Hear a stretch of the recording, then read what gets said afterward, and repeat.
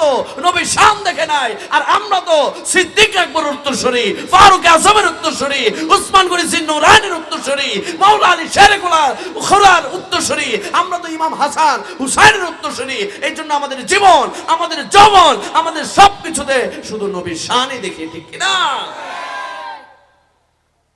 আবু জাহেল নবীরে দেখিও তো ইমান আনে নাই, ঠিক কিনা? তো এখন তো নবীরে দেখে নাই, তো বিয়াদবি করবই। এদের বাপ দাদা তো নবীরে দেখার পরও ইমান আনে নাই। আর ওই আবু জাহেলের বংশধর এখনো পৃথিবীতে আছে না নাই? নাই মনে হয়, নাই, আছে। আপনাদের এদিকেও আছে নি? থাকলে গনার টাইম আছে নাকি? ডরাইবেন, ভয় পাইবেন? এরা লাঠি লুটা নিতে পারে, আমরা লাঠি লুটা নিতে পারি না। কিন্তু বিচার করবেন কে? আমরা মাজারে গেলে আমাদেরকে মাজার পূজারি ডাকে। কি পূজারি? মাজার পূজারি ডাকে। এখন দেখতেছি তারা মন্দিরে যায় পূজা করতেছে, ঠিক কিনা? আমরা মাহফিলের পর একটু সিন্নি খাইলে, বিরিয়ানি খাইলে, তবারও খাইলে, বিরিয়ানি কোর, জিলাপি কোর, এখন দেখতেছি মন্দিরে যায় প্রসাদ খাইতেছে। বিচার আসে কার পক্ষ থেকে? আওয়াজই বলি, বিচার করেন কে? আমাদের চিন্তা নাই। আমরা আল্লাহকে ভালোবাসবো, নবীকে অনুসরণ করবো, নবীকে মহব্বত করবো, সাহাবাই কেরামকে অনুসরণ করবো, আহলে বায়াতকে অনুসরণ করবো, আউলিয়া কেরামের মাজারে যাবো, জিয়ারত করবো, মা বাবার খেদমত করবো, হক হালাল ভাবে চলবো। আমাদের জন্য আল্লাহ জান্নাতের রাস্তা খুলে দিবে। জুড়ে বলে সুবহানাল্লাহ। সুন্নিদের টেনশন নাই তো বাবা, মরেন না নবীর প্রেম নিয়ে, মৃত্যুবরণ করেন না নবীর মহব্বত নিয়ে, মৃত্যুবরণ করেন না নবীর সুন্নত নিয়ে। আমার নবী বলে, উম্মত দুনিয়াতে আমি নবীকে ভুলিস না। আমি নবীকে বারবার ডাক দিয়েছিলি ইয়া রাসূলুল্লাহ বলে, আমি নবীকে বারবার দেখতে চেয়েছিলি ইয়া রাসূলুল্লাহ বলে। উম্মত দুনিয়া থেকে কবরে আসবি, তোর সাথে মা আসবে না, বাবা আসবে না, ভাই আসবে না, বন্ধু আসবে না, স্ত্রী সন্তান টাকা পয়সা কেউ আসবে না। উম্মত আমি নবীর প্রেম নিয়ে যদি কবরে আসতে পারিস, তোর লাশটাকে যখন বিসমিল্লাহে ওয়া আলা মিল্লাতে রাসূলুল্লাহ বলে রাখবে, আমি নবীর প্রেম নিয়ে যদি আসতে পারিস, আমি নবী তোকে ওয়াদা দিচ্ছি, ওই মদিনা থেকে তোর কবরে এসে তোর কবরে তোর লাশটাকে রিসিভ করে নিব। জেনে বলি সুবহানাল্লাহ। ওই কবরে কি নবী দেখতে চাই কি চাই না? আওয়াজে চিৎকার দিয়ে বলি, আমরা কবরে কি নবী দেখতে চাই কি চাই না? নবী ছাড়া কোনো উপায় আছে? গতি আছে? চেয়ারম্যান যাইবনি, মেম্বার যাইবনি, নেতা যাইবনি, নেতার কবরে কর্মী যাইবনি, কেউ কারো কবরে যায় না। কবরে আসে শুধুমাত্র আল্লাহর পক্ষ থেকে মুহাম্মাদুর সাল্লাল্লাহু আলাইহি ওয়াসাল্লাম। আল্লাহ আমাদের প্রত্যেককে কবরে গিয়ে নবী দেখার তৌফিক দান করুন। এই জন্য সুন্নিরা নবী নবী করে, নবী নবী বলে, নবী নবী করতে করতে কবরে গিয়ে তারা নবীর নূরানি চেহারা মোবারক দেখবে, ঠিক কিনা? এছাড়া কোনো ফুজি নেই। ফুজি ছাড়া এখানে বুঝি নবীর প্রেমটা আছে।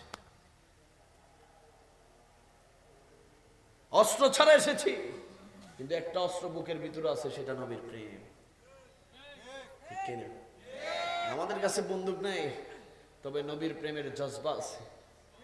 আমাদের কাছে বড় বাহিনী নাই, তবে নবীর প্রেমের দুরুদ আছে। আর কিছু দরকার নাই। নবীর প্রেম, নবীর ভালোবাসা নিয়ে যদি মরতে পারি, নিজেকে সৌভাগ্যবান মনে করবো, ঠিক কিনা?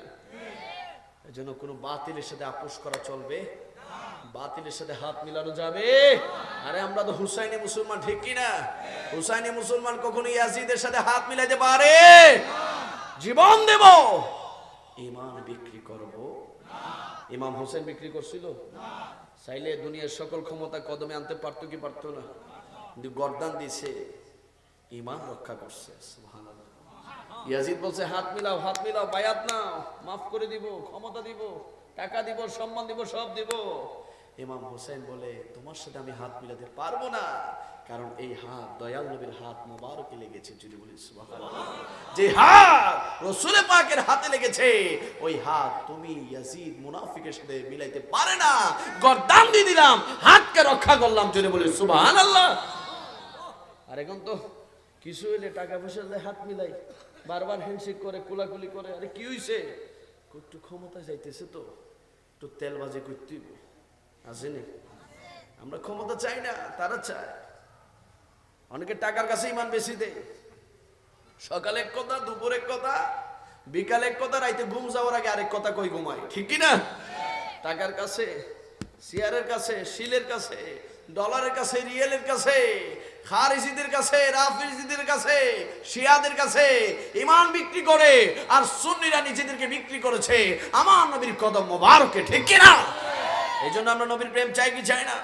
এই যুবক ভাইরা, আমরা নবীকে ভালোবাসতে চাই কি চাই না? এই জন্য যুবকরা পরিবর্তন হয়ে যা, নবীর প্রেমিক হয়ে যা। তোমার মতো যুবকরা নবীর প্রেমের জন্য গর্দান দিয়ে দিত। সুবহানাল্লাহ। আমার নবীর একজন যুবক আশেক ছিল, একজন ইয়ং প্রেমিক ছিল, বয়স ছিল 20-22 বছর। কয় বছর? কিন্তু সে ছিল ইহুদি। কি ছিল? ইহুদি।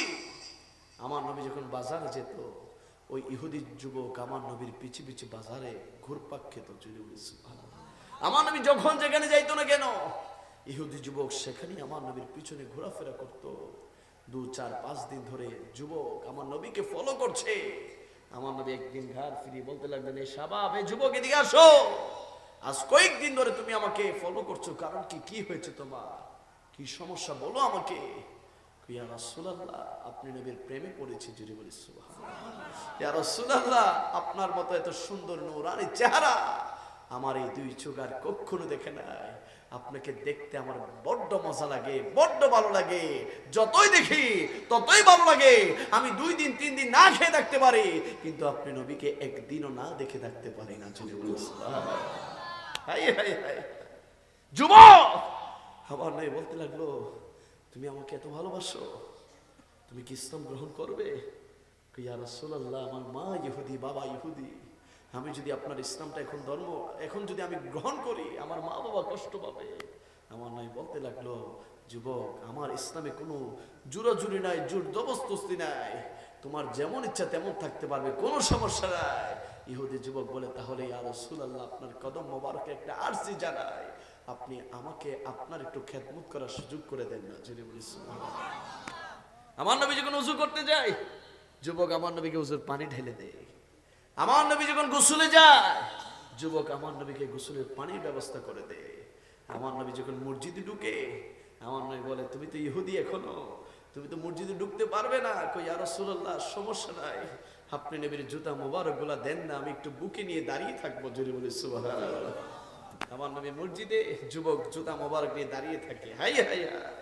হঠাৎ একদিন আমার নবী খেয়াল করলেন, যুবক নাই, ওযুর সময় নাই, গোসলের সময় নাই, মসজিদে ঢোকার সময় নাই। আমার নবী বেলাল হাবশী রাদিয়াল্লাহু তাআলা আনহুকে ডাক দিয়ে বলতে লাগলেন, বেলাল, যুবক কোথায়? সে কি আমাকে ভুলে গিয়েছে? সে কি আমাকে ছেড়ে দিয়ে চলে গিয়েছে? বেলাল হাবশী চোখের পানিগুলো ছেড়ে দিয়ে বলতে লাগলেন, ইয়া রাসূলুল্লাহ, যে একবার আপনি নবীর প্রেমে পড়েছে, সে কখনো আপনাকে ভুলতে পারে না। জোরে বলি সুবহানাল্লাহ। ইয়া রাসূলুল্লাহ, যুবক অসুস্থ, বিছানায় চটপট করছে, বিছানায় চটপট করছে। আমার নবী বলতে লাগলো, বেলাল, নামাজ একটু পড়া হবে আজকে, আমি আমার আশেককে দেখতে যাবো। জোরে বলি সুবহানাল্লাহ। এতদিন যুবক আমার নবীকে দেখতে আসতো, এতদিন নবীকে দেখার জন্য যুবক ঘোরাঘুরি করতো, আজ ওই আশেককে দিদার দেওয়ার জন্য নবী নিজেই চলে যাচ্ছে। জোরে বলি না সুবহানাল্লাহ। এই যুবক ভাইরা, নবীকে ডাকার মতো ডাকতে জানলে নবীও আমাদেরকে দিদার দিতে পারে কি পারে না? আমার নবী গিয়ে দেখলেন যুবক শুয়ে আছে, বিছানায় ছটফট করছে। আমার নবী কাছে গিয়ে তাকে তার মাথার মধ্যে হাতটা যখন রাখবে, হাতটা রাখার সাথে সাথে আমার নবী চমকে উঠলে বললেন, হাই হা, এর কাছে তো মালাকুল মউত এসেছে, এর তো জান নিয়ে এখন চলে যাবে, রূহ নিয়ে চলে যাবে। শাবাব, এই যুবক, আমি নবীকে ভালোবেসেছিলি, আজ আমি নবী তোকে একটা অনুরোধ করব, আমি নবীর কালিমা, ইসলামের কালিমাটা একটু পড়ে নে না, মুসলমান হয়ে মৃত্যুবরণ কর। যুবক একবার মায়ের দিকে তাকায়, আরেকবার বাবার দিকে তাকায়। মা বাবা বলে, আমাদের দিকে কি দেখিস, আমাদের দিকে কি দেখিস? যেই নবীর জন্য ঘোরাফেরা করেছিলি, যেই নবীর জন্য ঘর ছেড়ে দিয়েছিলি, বাড়ি ছেড়ে দিয়েছিলি, মা বাবা ছেড়ে দিয়েছিলি, ওই নবী বলছে কালিমা পড়তে, দেরি করিস না। আমার নবীর জবানে ওই যুবক পড়ে দিলেন, সবাই বলি লা ইলাহা ইল্লাল্লাহু মুহাম্মাদুর রাসূলুল্লাহ। চিৎকার দিয়ে বলি সুবহানাল্লাহ। ইমানদার হয়ে যুবক মৃত্যুবরণ করে কবরে গিয়ে নবীর কদমে গিয়ে ঠাই পেলেন। জুড়ে বলি সুবহানাল্লাহ। আমার এই এলাকার যুবকরা নবীকে চাই কি চাই না? আমরা তো কিভাবে নবীকে ভালোবাসবো আমরা জানি না। ইয়া রাসূলুল্লাহ, আপনি আমাদের জন্য কত কষ্ট করেছেন। যে নবী 63 বছর জিন্দেগিতে কাফেরদের আঘাত পেয়েছে, মাইর খেয়েছে, কাফেররা আমার নবীকে পাথর নিক্ষেপ করেছে, পাথর মারতে মারতে আমার নবীকে জমিনে ফেলে দিয়েছে। আমার নবী উঠে বারবার বলেছে, আমি কষ্ট নিচ্ছি না, আমি কষ্ট নিচ্ছি না, কারণ আমি এই কষ্টটা করছি আমার গুনাহগার উম্মতদের জন্য। জুড়ে বলে সুবহানাল্লাহ। আরে আপনি তো নবীকে চিনেন না, ভুলে গিয়েছে। আপনি জানেন না আপনি কোন নবীর উম্মত। যেই নবীর উম্মত হওয়ার জন্য আদম ও সফিউল্লাহ আল্লাহর দরবারে ফরিয়াদ করেছে, ও মালিক, নবুয়ত চাই না, নবী হতে চাই না, আখিরি নবীর উম্মত হতে চাই। জোরে বলে সুবহানাল্লাহ। আরে বাবা, যেই নবীর উম্মত হওয়ার জন্য ইব্রাহিম নবী, ইদ্রিস নবী, ইসহাক নবী, ইসমাইল নবী, ঈসা নবী, মুসা নবী, সব নবীরা আল্লাহর দরবারে আরজি দিয়েছে, মালিক নবুয়ত চাই না, রিসালাত চাই না, আখিরি নবীর গোলাম হতে চাই। জোরে বলে সুবহানাল্লাহ। আর আমি আপনি না চাইতে উম্মত হয়ে নাফরমানি করছি। 24 ঘন্টা যাই একবারও সুবহান দিয়ে নবীর দুরূদ পড়ি না। 24 ঘন্টা গেল, একটা বার নবীর সামনে আপনি দুরূদ শরীফ পড়ছেন না। কিভাবে নবীর সুপারিশ পাবেন? কিভাবে নবীর শাফাত আপনি কামনা করছেন? আপনি কি জানেন না দুনিয়াতে সবাই পর? আপনি কি জানেন না মা বাবার কাজ দুনিয়াতে এনে দেওয়া, কবরে যাওয়া মা বাবার কাজ নয়, ওই কবরে নবীর কাজ, ঠিক কিনা? আশিক রাসূলুল্লাহ নবীকে ভালোবাসতে চাই তো? আওয়াজ বলে চাই কি চাই না? কত পাগল, কত দিওয়ানা আমার নবী আমাদের জন্য। আমরা নবীর চিনি না। আমার নবী একবার 3 দিন ধরে মদিনায় নিখোঁজ। কয়দিন ধরে? 3 দিন ধরে আমার নবীকে পাওয়া যাচ্ছে না। সাহাবায়ে কেরামরা পাগল হয়ে গেল, হাই হাই, নবী কোথায়, নবী কোথায়?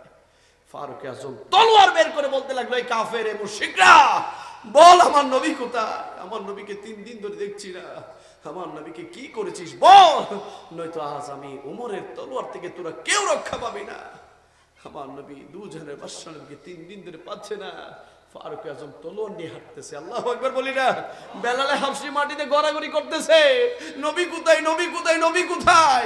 মাওলা আলী শের খোদা কান্না করতেছে। খাতুনে জান্নাত ফাতেমা চোখের পানি ফেলে ফেলে বসে আছে। ইমাম হাসান, ইমাম হুসাইন অলিতে গলিতে ছুটাছুটি করছে, আমার নানাজান কোথায়, নানাজান কোথায়? 3 দিন ধরে নানাজানকে দেখছি না, নানাজানের চেহারা মোবারক দেখছি না, আমাদের নানাজান কোথায়? সকলে পাগলের মতো খুঁজছে। ফারুক আজম তলোয়ার নিয়ে ঘুরপাক খাচ্ছে, এই মুশরিকটা বল বল, নবী কোথায়, নবী কোথায়? সিদ্দিক আকবর ফারুক আজমের হাতটা ধরে বললেন, ভাই রে ভাই, একটু শান্ত হো, একটু শান্ত হো, চলো না একটু নবীকে খুঁজে দেখি, নবী কোথায় আছে। খুঁজলে হয়তো আমরা নবীর সন্ধান পাবো। খুঁজতে খুঁজতে খুঁজতে খুঁজতে সিদ্দিক আকবর ফারুক আজম মদিনার দূরে চলে গেলেন। যাওয়ার পরে একটা পাহাড়ের নিচের মধ্যে গিয়ে দেখতে পেলেন একজন রাখাল 2টা উট নিয়ে দাঁড়িয়ে আছে। রাখালকে সিদ্দিক আকবর বলতে লাগলো, ও রাখাল ভাই, তুমি কি আমাদের নবীকে দেখেছো? তুমি কি আমাদের নবীকে দেখেছো? রাখাল বলে, আমি তো আপনাদের নবীকে চিনি না, তবে ওই পাহাড়ের চূড়া থেকে, পাহাড়ের উপর থেকে আজ 3 দিন ধরে আমি একটা কান্নার আওয়াজ শুনতেছি, একটা চোখের পানির আওয়াজ শুনতেছি। এই কান্নার আওয়াজের কারণে আজ 3 দিন ধরে আমার উটগুলো এক কদম সামনেও যায় না, পিছনেও যায় না, আমি সরাতে পারছি না। সিদ্দিক আকবর বলে, চলো পাহাড়ের চূড়ায় যাই। যাওয়ার পরে দেখতে পেলেন রাহমাতুল লিল আলামিন সিজদার মধ্যে শুয়ে শুয়ে, সিজদার মধ্যে বসে বসে উম্মতি উম্মতি উম্মতি উম্মতি বলে বলে চোখের পানি ফেলে আল্লাহর দরবারে কান্না করছে। জোরে বলে সুবহানাল্লাহ। 3 দিন ধরে দয়াল নবী সিজদায় সুবহানে সুবহান রাব্বিয়াল আলা না বলে বলছে উম্মতি উম্মতি উম্মতি, সুবহানাল্লাহ। সিদ্দিক আকবর গিয়ে পিছন থেকে একটা চিৎকার দিয়ে বলতে লাগলেন, ইয়া রাসূলুল্লাহ, ইয়া হাবিবাল্লাহ, আজ 3 দিন ধরে আপনাকে খুঁজে বেড়াচ্ছি, পাচ্ছি না, আমরা পেরেশান হয়ে গেছি। আপনি এখানে শুয়ে শুয়ে, আপনি এখানে সিজদায় দিয়ে দিয়ে আপনি কান্না করছেন। ইয়া রাসূলুল্লাহ, চোখের পানি ফেলবেন না, উম্মতের চিন্তা করবেন না। আমি আবু বকর আপনাকে ওয়াদা দিচ্ছি, আমি আবু বকরের জিন্দেগীর সমস্ত সওয়াবগুলা আপনি নবীর উম্মতের জন্য কুরবান করে দিলাম। জেনে বলে সুবহানাল্লাহ। তারপর আমার নবী চোখের পানি ফেলা বন্ধ করে না, তারপর আমার নবী মাথা তুলে না, তারপর বারবার বলছে, রব্বি হাবলি ইয়া উম্মতি উম্মতি উম্মতি। ফারুক আজম বলে, ইয়া রাসূলুল্লাহ, আর কাঁদবেন না, আর কাঁদবেন না। গিয়েছিলাম আপনাকে কতল করার জন্য, কিন্তু আপনি নবীর নূরানি চেহারা দেখে আমি উমর, আমার পাথর হৃদয় নরম হয়ে আপনি নবীর প্রেম ঢুকেছে, নূর ঢুকেছে, গিয়েছিলাম কতল করতে, কিন্তু আপনি নবীকে দেখে কালিমা পড়েছিলাম। ইয়া রাসূলুল্লাহ, ইয়া রাসূলুল্লাহ, আমি উমর আপনাকে ওয়াদা দিচ্ছি, আমি যতগুলো আমল করেছি, যতগুলো ইবাদত করেছি, আমি উমর আপনি নবীর উম্মতদের জন্য কুরবান করে দিলাম। জোরে বলে সুবহানাল্লাহ। তারপরে আমার নবী ওঠে না, তারপর আমার নবী উঠে না। আমার নবীকে সিদ্দিক আকবর বলতে লাগলো, ইয়া রাসূলুল্লাহ উঠেন না। সিদ্দিক আকবর হঠাৎ করে ফারুক আজমকে বলতে লাগলো, ও ফারুক, যাও একটু আলীকে খবর দাও, গিয়ে বলো আমরা নবীর সন্তান পেয়েছি, সেজন্য ফাতেমা এবং হাসান হোসেন কি নবীর কাছে আসে। তারা যদি বলে নবী উঠে যাবে, নবী উঠে যাবে, নবী উঠে যাবে, যদি বলি না সুবহানাল্লাহ। যখন মাওলা আলী শেরে খোদা খাতুনে জান্নাত মা ফাতেমাতুজ জাহরাকে নিয়ে রাসূল পাকের কাছে আসলেন, আসার পরে খাতুনে জান্নাত বলতে লাগলেন, ইয়া রাসূলুল্লাহ, ইয়া হাবিবাল্লাহ, 3 দিন ধরে আপনাকে দেখতে না পেয়ে আমরা পেরেশান হয়ে গিয়েছি, আমরা পাগলের মতো হয়ে গিয়েছি। ইয়া রাসূলুল্লাহ, উম্মতের জন্য চোখের পানি আর ফেলবেন না। আমি ফাতেমা আপনাকে ওয়াদা দিচ্ছি, আমি ফাতেমার জীবনের সকল আমলগুলা আপনি নবীর উম্মতের জন্য কুরবান করে দিলাম। জোরে বলি না সুবহানাল্লাহ। তারপর আমার নবী উঠে না। ফাতেমা হঠাৎ করে বলে দিলেন, ইয়া রাসূলুল্লাহ, আর চোখের পানি ফেলবেন না, আমি আমার হাসান হোসেন কলিজার টুকরা 2 জনকে আপনি নবীর উম্মতের জন্য কুরবান করে দিলাম। যদি বলি না সুবহানাল্লাহ। আমার নবী উঠে বলতে লাগলেন, ও ফাতেমা, কি দোয়া করলে, তোমার দোয়া তো আল্লাহ কবুল করে নিয়েছে। আমার হাসান হোসেনের রক্তের বিনিময়ে আমার উম্মতদেরকে আল্লাহ কবুল করে নিয়েছে। যদি বলি সুবহানাল্লাহ। চিৎকার দিয়ে বলি নারে তাকবীর। আরো আস্তে পুলিশে চিৎকার দিয়ে বলি নারে তাকবীর, নারে রিসালাত, আহলে সুন্নাত ওয়াল জামাত, হযরত মাওলানা রায়হানুল ইসলাম আল জালালি বলি মারহাবা। মাশাআল্লাহ। আমার ভাই মারহাবা বলেন না। মারহাবা।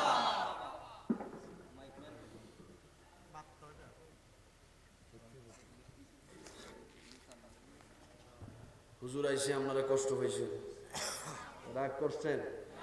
সুন্নি আলেম, কি আলেম? ডাব্লিউ না, সুন্নি, ঠিক কিনা? দেখলো সোয়াব, ঠিক নেই? এই যে জুবানটা, এটা দিয়ে কোনো নেতার শান গায় না, ঠিক নেই? এটা দিয়ে নবীর শান গায়, ঠিক কিনা? এই জুবানের দাম কম না বেশি? আওয়াজ বলে, এই জুবানের দাম কম না বেশি? সুন্নি আলেমরা দুনিয়ার কোন নেতার শান বলে না, দুনিয়ার ক্ষমতার আশা করে না, দুনিয়ার এই চেয়ারের আশা করে না। সুন্নি আলেমরা আপনাদেরকে নবীর কদমে যেতে চায়, ঠিক না? এজন্য সুন্নি আলেমদের মহব্বত দরকার আছে না নাই? নাকি গীবত করবেন? আরো কোন গীবত করবেন নি? কোন যেতে কিল্লে আইলো, কি কই গেল, হ্যাঁ আমগুর সম্পর্কে বদনামি করি গেল, এরকম কোনো কইবেন নি? কোন টঙের দোকানে, সার দোকানে, সমস্ত কিছু আল্লাহ রাসূলের জন্য, ঠিক কিনা? আমি তোমাকে ভালোবাসবো যদি তুমি আমার আল্লাহ এবং রাসূলুল্লাহকে ভালোবাসো, ঠিক কিনা? তোমার সাথে আমি দুশমনি করব যদি তুমি আমার নবীর শানে বেয়াদবি করো, ঠিক নেই? ঠিক নেই? হয়তো তুমি এমপি, হয়তো তুমি মন্ত্রী, হয়তো তুমি বড় নেতা, বড় টাকাওয়ালা, পয়সাওয়ালা, বড় শিল্পপতি, সমাজপতি, বড় ক্ষমতাবান ব্যক্তি, বড় হুজুর, কণ্ঠ সুন্দর, চেহারা সুন্দর, কিন্তু জুবান দিয়ে যদি নবীর শানে বেয়াদবি বের হয়, আমরা তোমাদেরকে আমরা জুতার তলা মনে করি, ঠিক কিনা?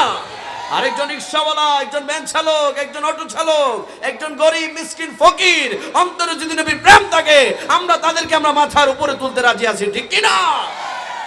তোমাকে আমি ভালোবাসবো ততক্ষণ যতক্ষণ তুমি আমার নবীর প্রেম নিয়ে কথা বলবে, শান নিয়ে কথা বলবে, আর নবীর শানে বেয়াদবি করবে, জন্মদাতা বাপ হইলো তালাক দিব, ঠিক কিনা? রাজি আছেননি? নাকি আবার কাঁচা বাজারে যাই ইমান বিক্রি করে ফেলবেন? ট্যাবলেট খেয়ে নেবেন নি? কোনো এখন তো ঘুরে আর ট্যাবলেট খাওয়াই, কইডি কি শুধু নামাজ পড়া আর কিছু লাগতো না, এরকম আছে না? নাই দুকাবাস আল্লাহরে ডাকো, নামাজ পড়ো, জান্নাত চলে যাবে, এত সোজা জান্নাত। আবার অনেকে কয়েকটা বুট মারো, জান্নাত পাই যাইবা, আসেনি? শিল মারো, বস্তু জান্নাত পাই যাইবা। আরেক হারামজাদা কইতেছে বিড়িতে একটা সুকটান মারি, বুট মারবা, জান্নাত ক্লিয়ার। নাউজুবিল্লাহ বলি না। সুকটান দিয়ে কি জান্নাত পাওয়া যায়? সুকটান হচ্ছে জাহান্নামের কাম, ঠিক কি না? আমরা সকলে জান্নাত চাই কি চাই না? তবে সেটা নবীর কদমে, ঠিক কি না? জান্নাতের সৃষ্টিকর্তা হচ্ছে আমার আল্লাহ। জান্নাতের সৃষ্টিকর্তা কে? মালিক মুহাম্মদ রাসূলুল্লাহ। সুবহানাল্লাহ। দলিল কুরআন, ইন্না আতাইনাকাল কাউসার। আল্লাহ বলছে, হাবিব, আপনাকে অনেকে কষ্ট দিয়েছে, আঘাত করেছে, আপনাকে নির্বংশ বলেছে, আপনার মনে কষ্ট দিয়েছে, কষ্ট নেবেন না। আমি আল্লাহ আপনাকে কাউসার দিয়েছি, জান্নাত দিয়েছি, শাফাআতে কুবরা দিয়েছি, উম্মতের জান্নাতে যাওয়ার গ্যারান্টি দিয়ে দিয়েছি। যদি বলে সুবহানাল্লাহ। এজন্য আমরা যারা উম্মতে মুহাম্মাদি আছি, নবীর আশিক আছি, নবীর গোলাম আছি, আমাদের দুনিয়া আখিরাতে কোনো টেনশন। ইবাদত করব কার? অনুসরণ করব নবীকে, মা বাবার খেদমত করব, হক হালাল ভাবে চলবেন, সুন্নিয়তের পথে থাকবেন, জান্নাত ক্লিয়ার ইনশাআল্লাহ। আল্লাহ সুবহানাহু ওয়া তাআলা আজকের আজিম শান নূরানি ঈমানি ইরফানি মিলাদ মাহফিলকে কবুল করুন। যারা টাকা পয়সা দিয়ে, শ্রম দিয়ে, অর্থ দিয়ে, মেধা দিয়ে, বুদ্ধি দিয়ে যারা আজকে এলাকার মধ্যে এরকম একটা নূরানি মজলিস সাজিয়েছে, আল্লাহ প্রত্যেকের খেদমতকে কবুল করুন। বিশেষ করে মুরব্বী বাবাদের হায়াতে আল্লাহ তাআলা বারাকা দান করুন। যুব সমাজকে পরিবর্তন হওয়ার সেই তৌফিক দান করুন। পিচ্ছি পিচ্ছি সোনামণিদেরকে দ্বীনি শিক্ষায় শিক্ষিত হয়ে দ্বীন মাযহাব তথা সুন্নিয়তের খেদমত করার তৌফিক দান করুন। এলাকার প্রত্যেকটা মা বোনকে রব তার দরবারে কবুল করে নিক, সকলে বলি আমিন। অত্র এলাকার প্রত্যেকটা কবরবাসীর কবরকে আল্লাহ যেন আজকের মাহফিলের উসিলে জান্নাতের বাগান বানায় দেয়, সকলে বলি আমিন। আমার জন্য দোয়া করবেন। হুজুর আসছে সিলেট থেকে, অনেক কাছে না, চকরিয়ার পরে, হ্যাঁ, চন্দনেশের পরে।